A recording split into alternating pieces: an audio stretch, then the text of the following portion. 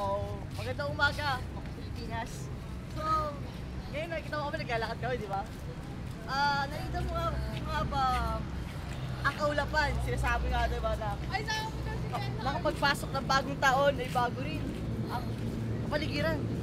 Pero sa tingin ko hindi eh. Dahil, may report na rin ito. Gusto ko makarinig ng napakalalim na nagalit. Bagamat? Teka lang. Sa bago pagkakatog ng buhay. So, nandito kayo tayo ngayon at naglalakad tayo sa Batasan National High School. Teka, interview natin. Kuya. Ay, ka ba? Kuya, pwede mo ma-interview, kuya? Bakit?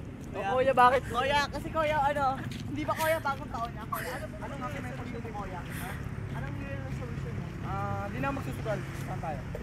Lima lang. Okay, sige kuya.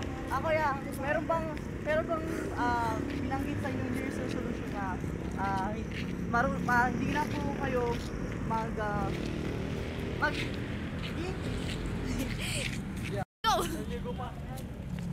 Cut!